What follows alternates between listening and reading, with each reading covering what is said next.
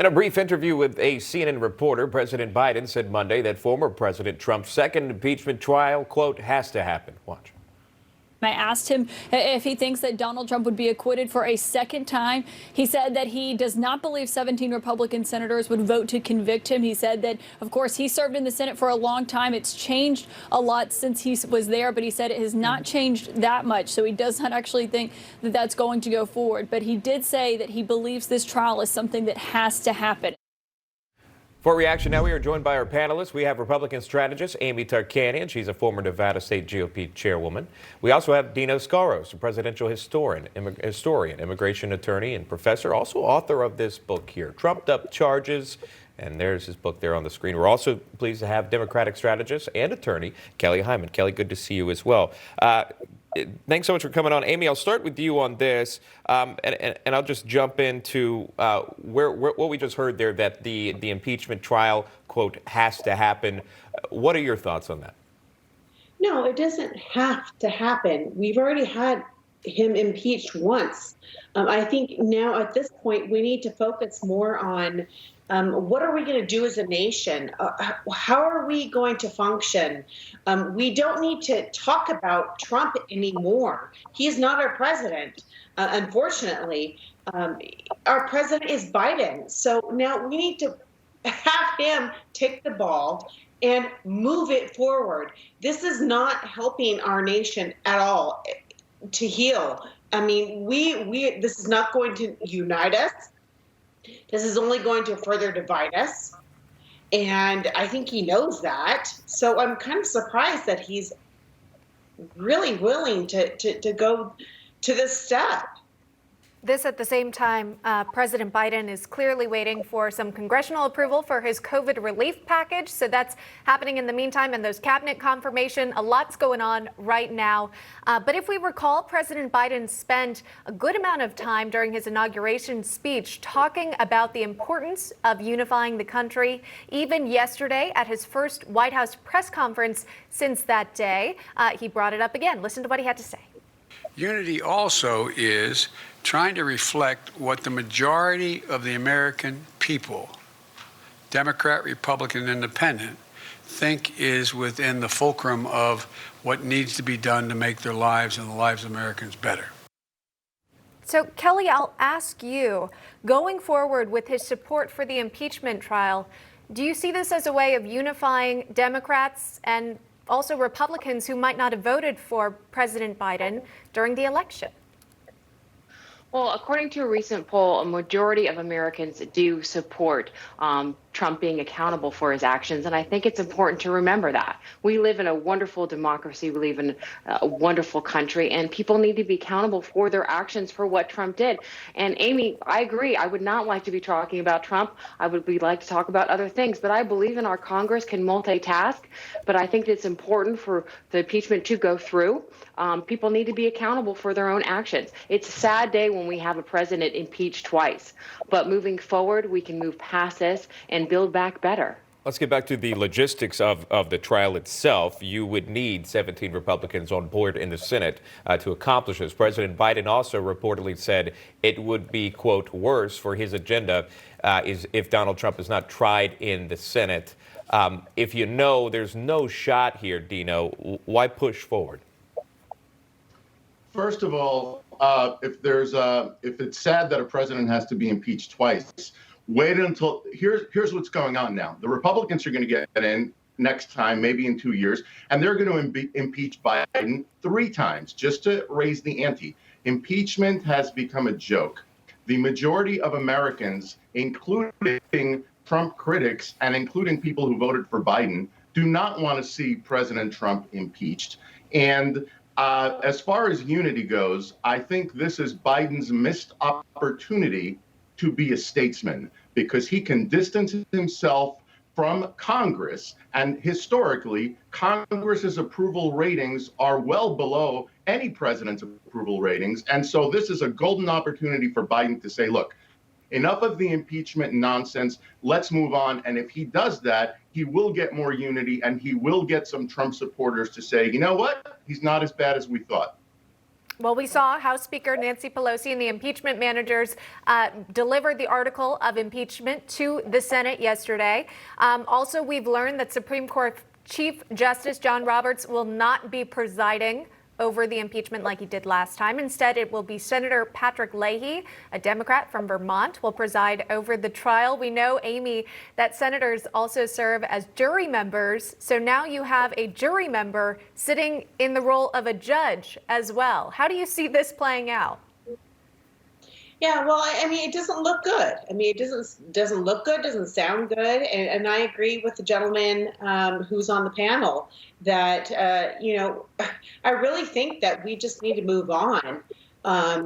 Did he do some bad things? I don't know. I mean, that's left up to everyone else to decide for themselves. But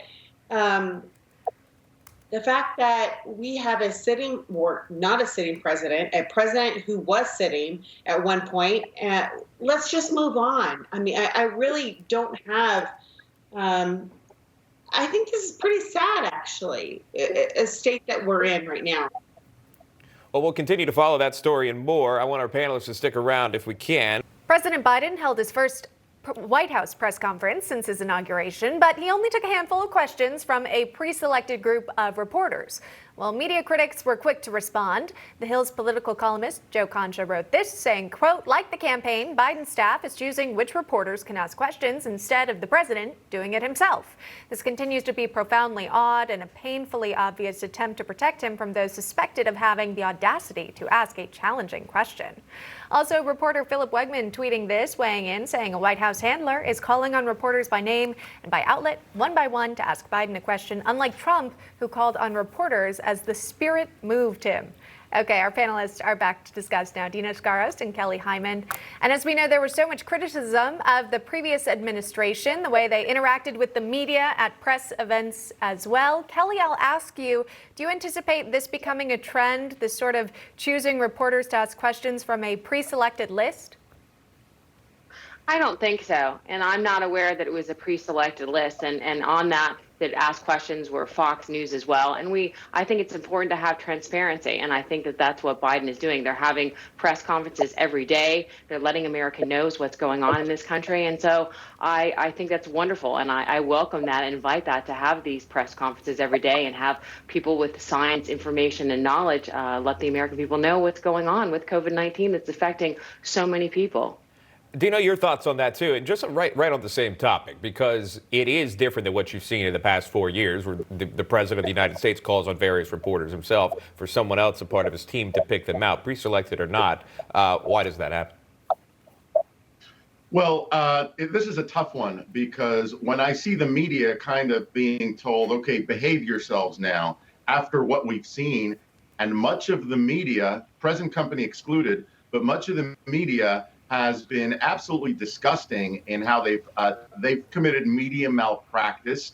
They're no longer journalists. They do a disservice to the canons of journalism.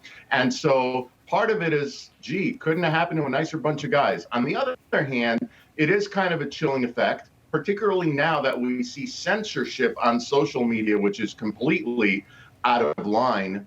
I'm hoping that, like Kelly said, I'm hoping that this is not going to be the trend that we see, that maybe because it was the first press conference or one of the early ones, they did it this way. But I'm really hoping that as time moves on, they will open it up to the media for questions. And I do hope journalists on both sides behave themselves and ask good questions, but in a respectful manner.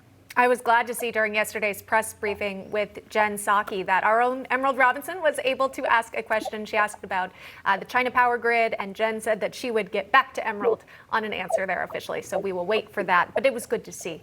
Amy Tarkanian is also standing by. And Amy, I'll ask you again, yesterday when Joe Biden was taking questions, Peter Doocy from Fox News kind of had to yell out at him and say, please take my question. And he did agree to it. So again, that was nice to see, but I'm not sure if he was initially planning on answering his questions. What do you make of how the press briefings are running so far? Well, I'm a little disappointed, because when I saw on my notifications pop up that Jen Psaki was going to be answering other questions outside of the press conference, on Twitter, I thought, wow, this is going to be really neat. We're going to be able to get more inside information, blah, blah, blah. And she ended up asking or answering about cats and ice cream flavors. So I was very disappointed. I'm not really happy about this.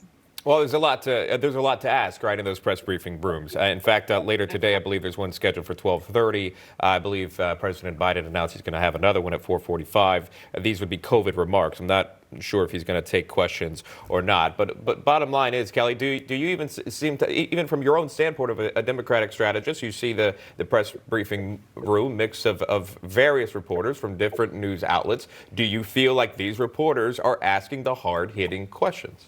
Yeah. Ultimately, it's going to be up to the reporters to ask the questions, but I think that you have a variety of news medias and reporters, and I believe in news media, and I believe that they will ask hard questions. Absolutely. And I think it's important to have transparency, and I believe that that's what this administration is showing by having press conferences every day and have doctors speak. I mean, even Dr. Fauci says that, he can speak the truth. And so I think that's really important. We need to have transparency, and the American people need to know what's going on.